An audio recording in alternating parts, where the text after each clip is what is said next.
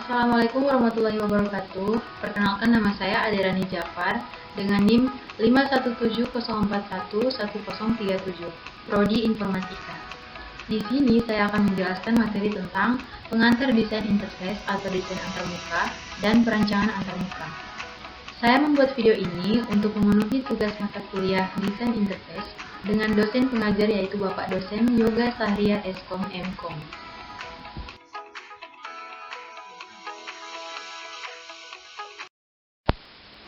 Pertama-tama, saya akan menjelaskan tentang definisi dari desain interface itu sendiri, di mana desain antarmuka atau interface design adalah desain untuk komputer, peralatan, mesin, perangkat komunikasi mobile, aplikasi perangkat lunak, dan situs web yang berfokus pada pengalaman pengguna atau user experience dan interaksi. Selain itu, desain interface adalah proses pendefinisian bagaimana sistem akan berinteraksi dengan entitas eksternal. Desain interface juga biasa disebut sebagai proses perancangan desain interaksi antara komputer dan pengguna.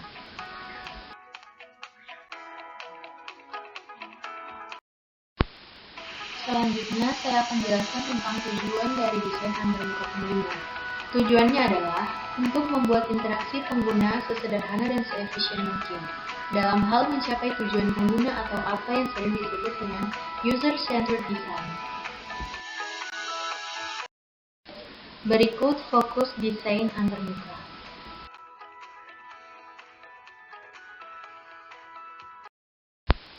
Di mana dalam poin ini terbagi atas 3, yaitu desain antarmuka intermodular, di mana dikendalikan oleh aliran data antara modul dan berkaitan erat dengan desain perangkat komponen.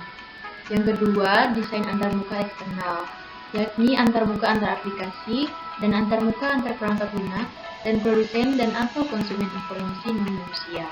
Dan yang terakhir, desain antarmuka manusia komputer, yaitu komunikasi antara manusia dan mesin, dan manusia sebagai pengguna memiliki berbagai karakter yang lebih sulit dipelajari.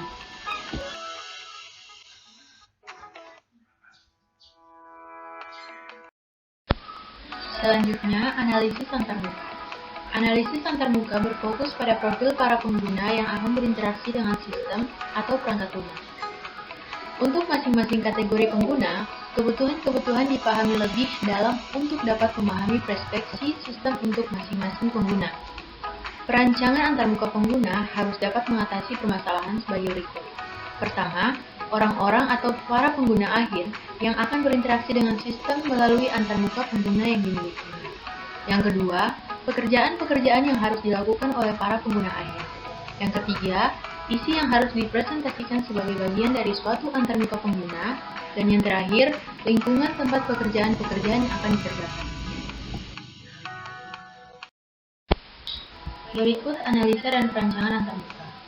Yang pertama, perancangan antarmuka. Sasaran dari perancangan antarmuka pada dasarnya adalah untuk mendefinisikan sejumlah objek antarmuka pengguna dan aksi-aksi atau tindakan yang memungkinkan pengguna untuk melakukan semua pekerjaan yang telah didefinisikan. Yang kedua, konstruksi antarmuka biasanya dimulai dengan pembuatan prototipe-prototipe yang memungkinkan skenario-skenario penggunaan untuk dievaluasi. Berikut beberapa langkah yang harus diperhatikan dalam perancangan antarmuka. Yang pertama, menggunakan informasi yang dikembangkan selama analisis antarmuka pengguna. Definisikan dan tindakan-tindakan.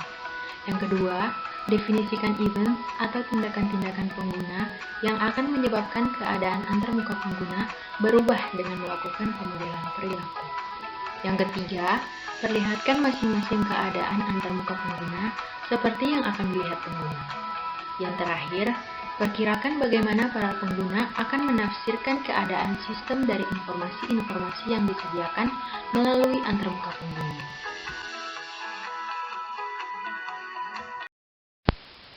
Selain perancangan antarmuka, ada juga perancangan tampilan antarmuka berbasis teks, yang memiliki 6 faktor yang harus diperhatikan agar tata letak tampilan berkualitas tinggi. Yang pertama, urutan penyajian, 2 kelonggaran, yang ketiga pengelompokan, 4 relevansi, dan yang terakhir konsistensi. Berikut penjelasan tentang faktor-faktor tersebut. Yang pertama, urutan penyajian. Urutan penyajian disesuaikan dengan model pengguna yang telah disusun. Harus ada kesepakatan antara perancang dengan calon pengguna tentang urutan tampilan yang akan digunakan. Yang kedua, kelonggaran atau spaciousness. Pengguna tabulasi dan spasi dapat memudahkan pengguna untuk mencari suatu teks yang diinginkan, meskipun boros tempat kosong pada layar. Teks-teks tertentu ditempatkan di posisi tertentu dengan harapan dapat langsung memutuskan perhatian pengguna.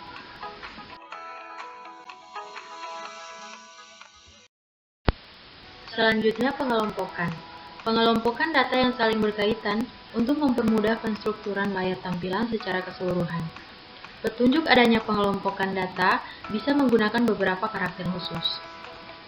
Yang berikut relevansi.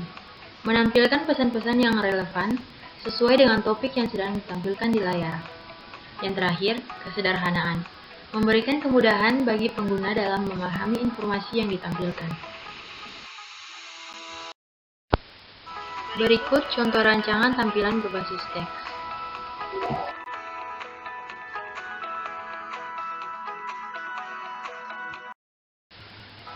Dalam perancangan tampilan berbasis grafis, terdapat beberapa poin penting yang harus diperhatikan. Antara lain, ilusi pada objek-objek yang dapat dimanipulasi, urutan visual dan fokus pengguna, struktur internal, kosakata grafis yang konsisten dan sesuai, kesesuaian dengan media, dan yang terakhir, penanganan kesalahan piranti bantuan. Berikut contoh rancangan tampilan berbasis grafis. Di dalamnya terdapat perintah navigasi dan keterangan untuk pengisian data pribadi.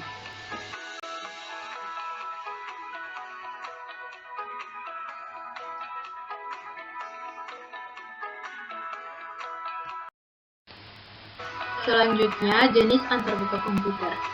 Dalam hal ini terbagi atas 4 bagian. Yang pertama, antarmuka berbasis teks. Yang kedua, antarmuka berbasis grafis atau graphical user interface. Yang ketiga, antarmuka berbasis web. Dan yang terakhir, antarmuka berbasis mobile. Kemudian, latar belakang antarmuka manusia dan komputer.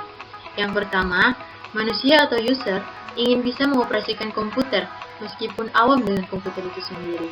Yang kedua, manusia biasanya tidak tahu menahu dengan proses yang terjadi dalam sistem komputer. Yang ketiga, muncul istilah user-friendly, what you see, what you get. Yang keempat, komputer mempunyai prinsip input, proses, kemudian output.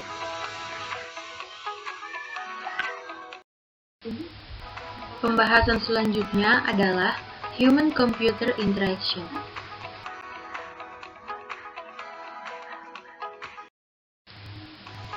Human-computer interaction atau interaksi manusia dan komputer adalah disiplin ilmu yang berhubungan dengan perancangan, evaluasi, dan implementasi sistem komputer yang interaktif untuk digunakan manusia. Satu disiplin ilmu yang mengkaji komunikasi atau interaksi di antara pengguna dan sistem. Dalam disiplin ilmu human-computer interaction dibagi menjadi beberapa poin. Yang pertama, antropologi dan sosiologi, ilmu komputer, psikologi, teknik elektronika, linguistik, ergonomik, dan yang terakhir, rancangan grafis dan tipografis.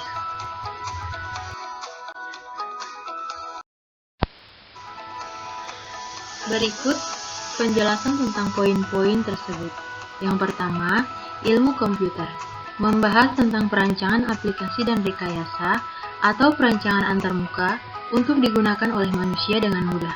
Contohnya, pemrograman, pengolahan bahasa alami, struktur data, basis data, dan lain-lain.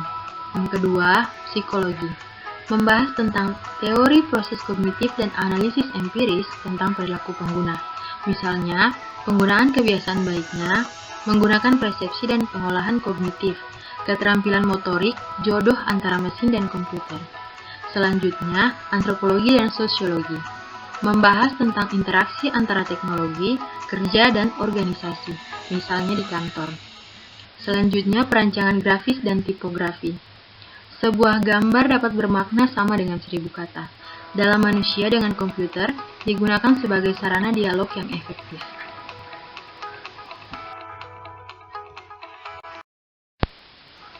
Selanjutnya, teknik elektronika. Berbicara tentang komputer, khususnya dari perangkat keras, pastilah tidak terlepas dari pembicaraannya tentang elektronika. Mempelajari banyak aspek yang berhubungan dengan perangkat keras komputer. Kemudian, ergonomi. Berhubungan dengan aspek fisik untuk mendapatkan lingkungan kerja yang nyaman. Bentuk fisik, meja dan kursi kerja, layar tampilan, bentuk papan ketik, posisi duduk, pengaturan lampu, kebersihan tempat kerja, dan kenyamanan lingkungan kerja. Berikut, linguistik. Merupakan cabang ilmu pengetahuan yang mempelajari bahasa. Sebagai sarana komunikasi ini, berbentuk suatu bahasa khusus, bahasa grafis, bahasa menu, dan bahasa perintah. Dan yang terakhir, perancangan industri.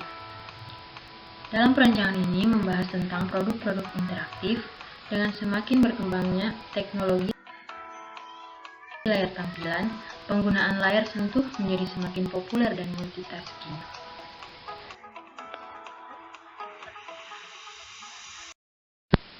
Berikut adalah gambaran interaksi manusia dan komputer.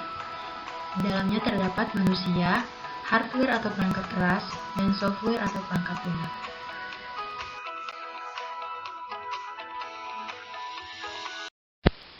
Sekian materi yang dapat saya sampaikan.